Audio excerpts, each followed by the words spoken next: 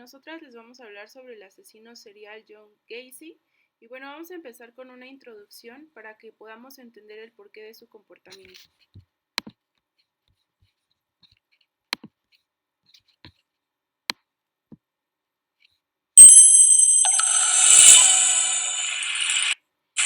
Neuroscientist and professor in the University of California.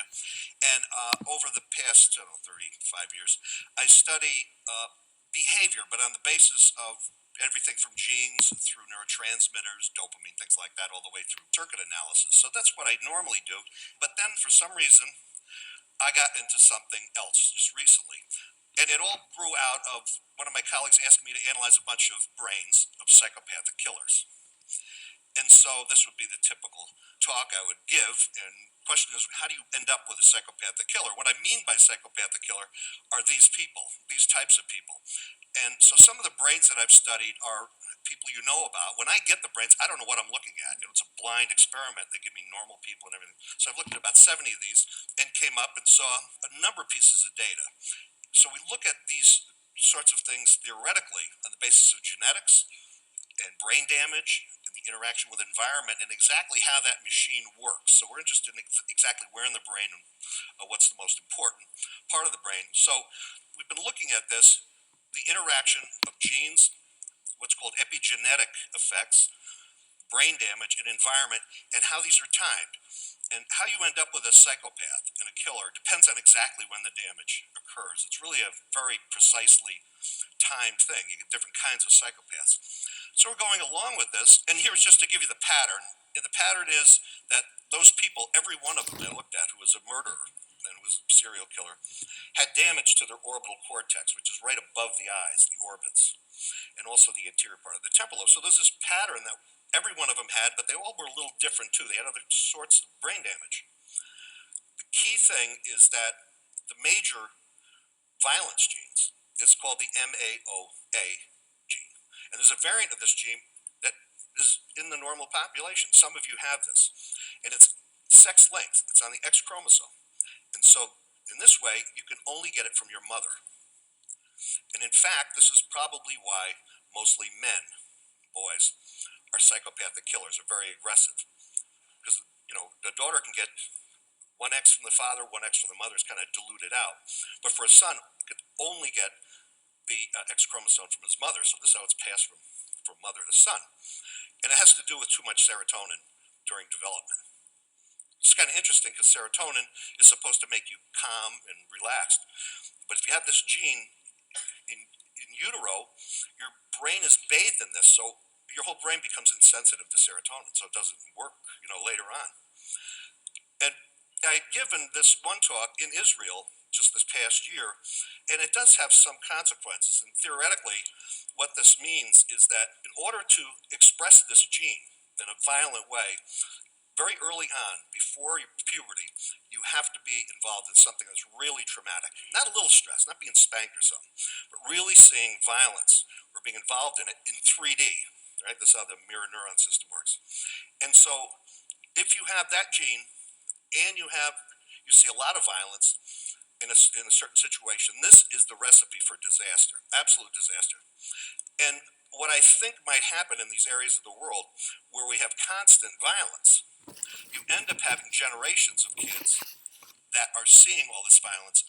And if I was a young girl somewhere in a violent area, 14-year-old, and I want to, find a mate, I'd find some tough guy, right, to protect me. Well, what the problem is, this tends to concentrate these genes. And now the boys and the girls get them. So I think after several generations, and there's the idea, we really have a tinderbox. So that was the idea. But then my mother said to me, I hear you've been going around talking about psychopathic killers. And you're talking as if you come from a normal family. That's what the hell are you talking about? She then told me about her own family tree. Now, she blamed this on my father's side, of course. This was one of these cases because she has no violence in her background. But my father did. Well, she said there's good news and bad news. One of your cousins is Ezra Cornell, founding Cornell University. But the bad news is that your cousin's also Lizzie Borden. Now, I said, okay, so what? We have Lizzie. She goes, no, it gets worse. Read this book. And here's this Killed Strangely, and it's a historical book. And the first murder of a mother by a son was my great grandfather. Okay, so that's the first case of matricide, and the book is very interesting because it's about the witch trials and how people thought back then. But it doesn't stop there. There were 7 more men on my father's side, starting then, Cornell's, that were all murderers. Okay, now this gives one a little pause, because my father himself and my 3 uncles in World War II were all conscientious objectors, they're all pussycats. But every once in a while, Lizzie Borden, like 3 times a century, and we're kind of due. And so the moral of the story is, people in glass houses shouldn't throw the stones, but more likely is this. And we had to take action. Now our kids found out about it, and they all seem to be okay, but our grandkids are going to be kind of concerned here. So what we've done is I started to do PET scans of everybody in the family, and we started with PET scans, EEGs, and genetic analysis to see where the bad news is. Now the only person, it turns out, one son and one daughter, siblings, didn't get along, and their patterns are exactly the same. They have the same brain and the same EEG, and now they're as close as can be. But there's going to be bad news somewhere, and we don't know where it's going to pop up. So that's right there.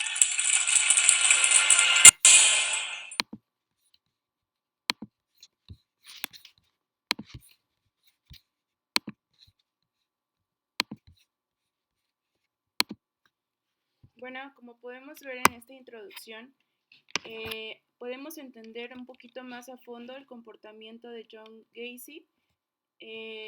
Vamos a empezar primero con su historia. Me presento, soy Samantha Martínez.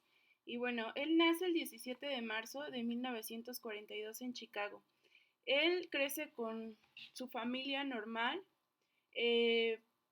Su padre era una persona alcohólica, demasiado alcohólica.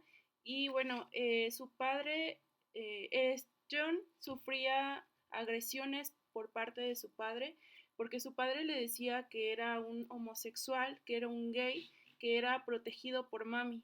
Entonces, todas estas acciones que tenía su padre contra John le afectaron, y como ya vimos, él creció, como ya lo dijo el científico, el neurólogo, él creció en un ambiente muy difícil, lleno de violencia familiar. Aparte de que también influyó que fue violado a la edad de los 9 años, él no dijo nada por miedo, y a los 12 años sufrió un golpe muy fuerte en la cabeza, lo cual le causó desmayos y dolores de cabeza. Su padre decía que él se hacía la víctima y que solo quería llamar la atención, pero en realidad estos golpes lo afectaron de manera muy drástica. Cuando pasó todo este tiempo y él empezó su vida adulta, él consiguió un trabajo en un depósito de cadáveres.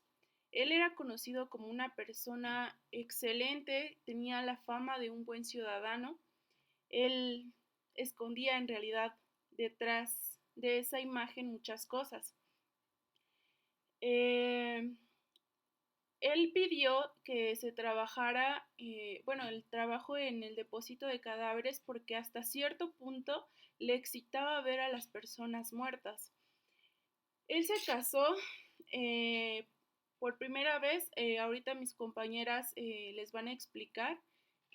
La primera vez no tuvo una hija.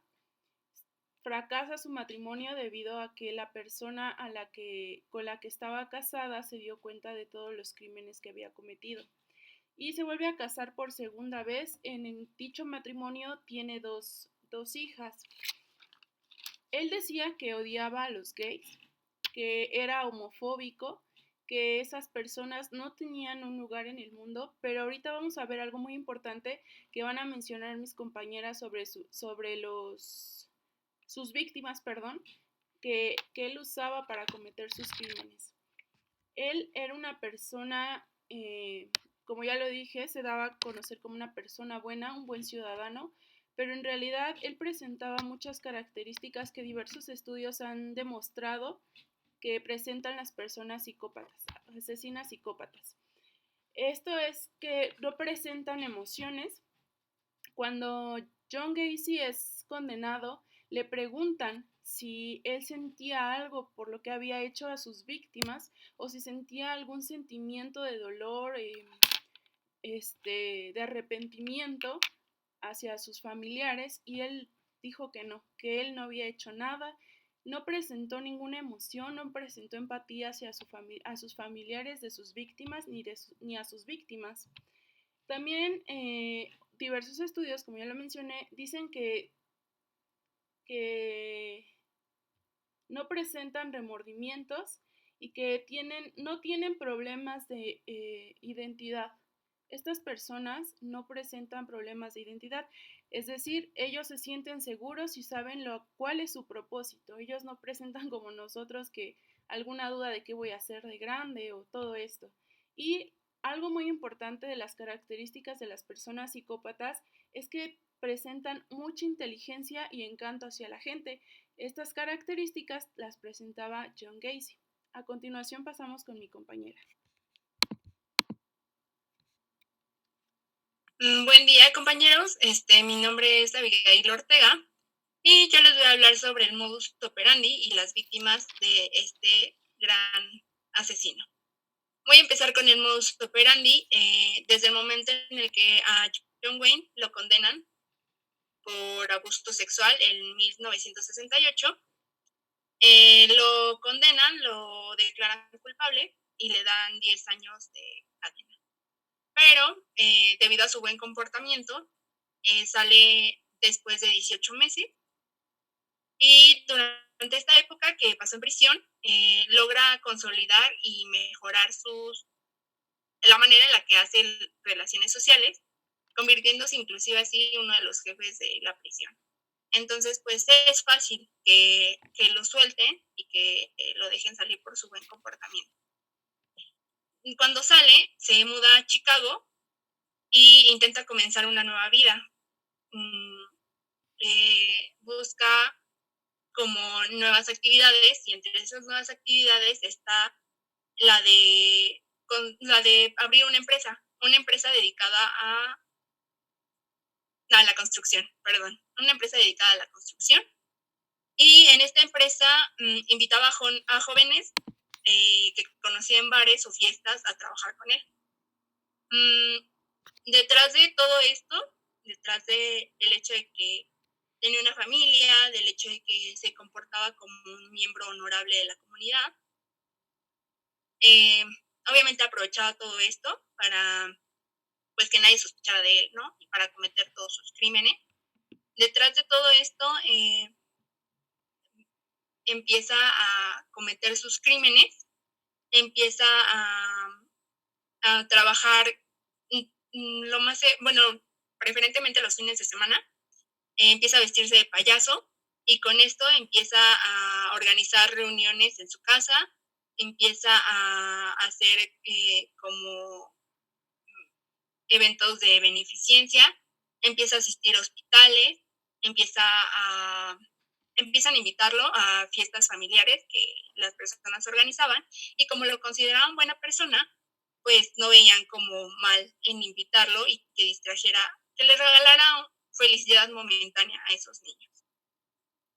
Bien, les digo que detrás de esto, pues como que se puso una máscara para detrás de ello cometer sus crímenes. Comienza a asesinar a jóvenes que acosaba y para no dejar testigo alguno, pues los asesinaba. Descubrió que el hecho de asesinarlos le da una satisfacción más grande, además de que, pues, les digo, no quedaban testigos. Y pues fue el modus operandi que siguió con sus víctimas. También una parte fundamental para definir su modus operandi viene cuando una de las víctimas, llamada Jeff Rickman, da su testimonio y la manera en la que John Wayne lo atacó.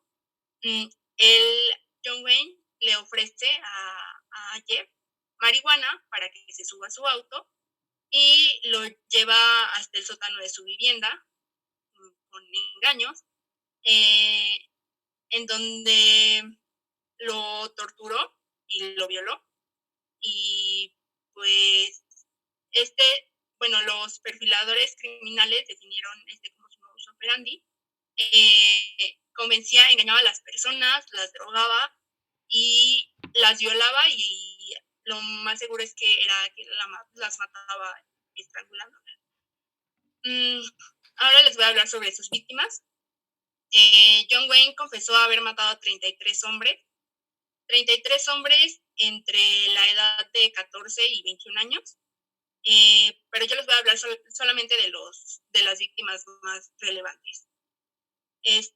La primera víctima más relevante es Donald Borges, que era un chico de 15 años que, por el que acusan la primera vez a John Wayne de abuso sexual. Este chico relata que John Wayne lo invita a su casa prometiéndole que van a ver películas pornográficas, y ya una vez estando ahí, John Wayne lo coacciona para que le practique sexo oral. De Donald Borges habló más tarde del asalto sexual con sus padres, y estos llevarían el asunto a la policía, por lo que, pues, como les mencionaba antes, fue que lo sentencian a 10 años de prisión. Otra de sus víctimas más importantes es Timothy McCoy, quien, como señaló John Wayne, era un joven igual de 15 años, quien después de violarlo decidió acuchillarlo varias veces y enterró su cadáver en el sótano.